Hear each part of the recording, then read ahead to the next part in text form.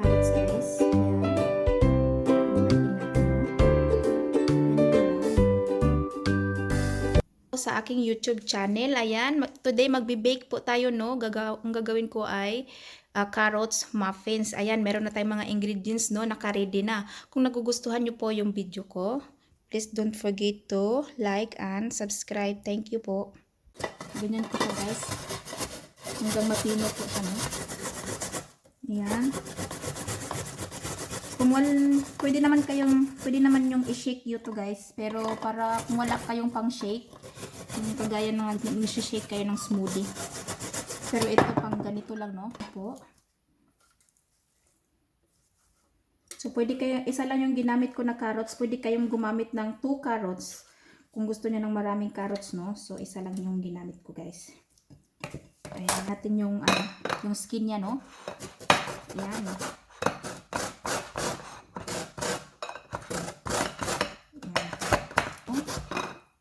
Ayan, kunin natin. Hindi masayang, no? So, hatiin natin. At ilagay natin yung juice. Ayan, simple lang kung anong bagay na meron kayo. Tanggalin yung juice. Ayan, ganun lang ka-simple guys. Hanggang matapos tayo, no? Ayan, no? Hanggang matapos tayo. Kunin lang natin yung juice. Ayan. Sabi muna natin yung juice. Fresh na juice yung ginamit ko, no? So, next ang gagawin natin ay yung all-purpose flour. Lagyan natin dito. Ayan. At saka dito. Baking powder. Baking soda. Ayan. Ito. At saka yung asin. Ayan. I-mix natin guys. Mix natin lahat, no? Tabi muna natin kasi next round. Next na tayo. Ayan, next na gagawin natin ay 4 na egg. Ilagay natin dito.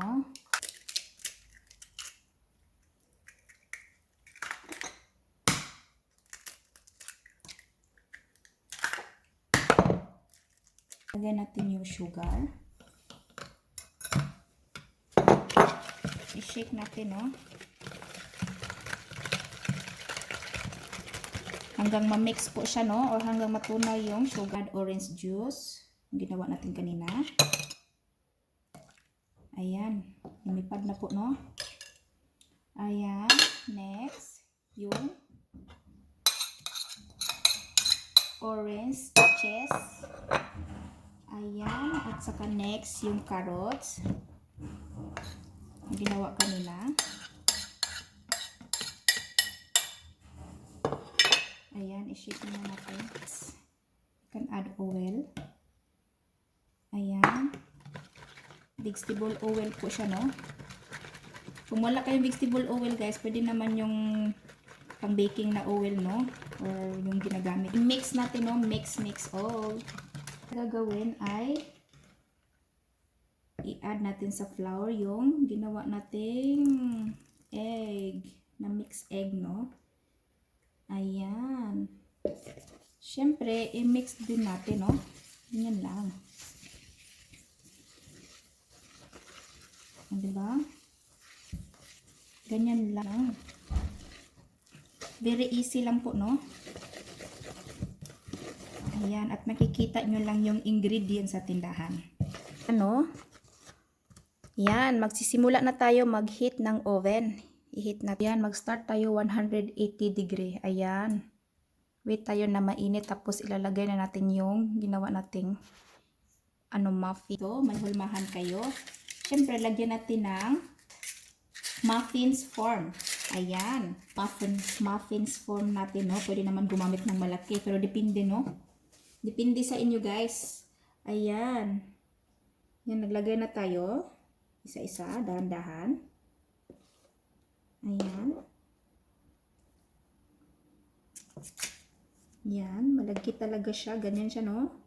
Yan, dahan-dahan hanggang yan.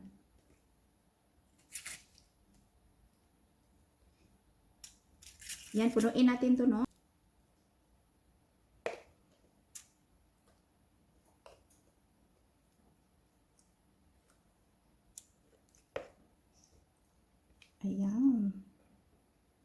tapos na tayo sa ating muffins, no? Ayan, nakagawa tayo ng 12 stick na o 12 pieces na muffins. Ito na natin sa oven. Maghintay tayo na luto na ang ating muffins carrots. Ayan, no, tubong-tubo siya, no? Check natin. Ayan, i-check natin. Pag hindi na siya mabasa, guys, okay na siya, nagda-dry na, no? Ayan, meaning luto ng ating muffins carrots. Ayan, ating icing, no, pang topping. Lagay tayo ng butter. Siyempre, i-shake natin.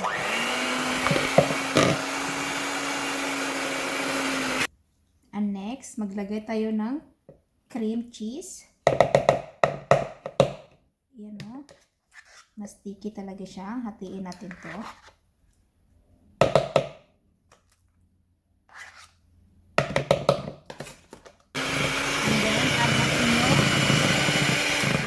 Natin yung icing sugar. Ito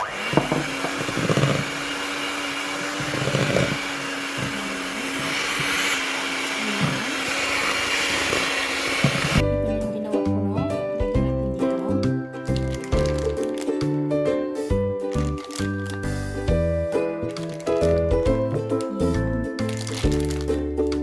Mag-design na tayo.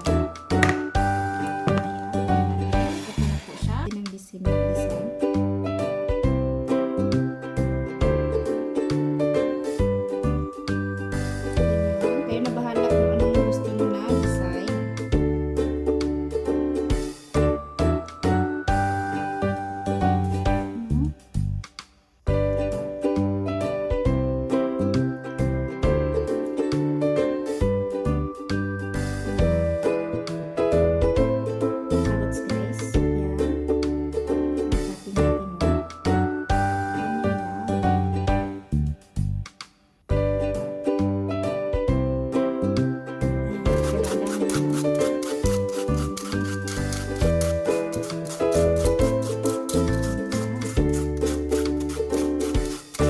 Yung ginawa nating muffins carrots. Ay, sana magustuhan nyo yung ginawa ko, guys.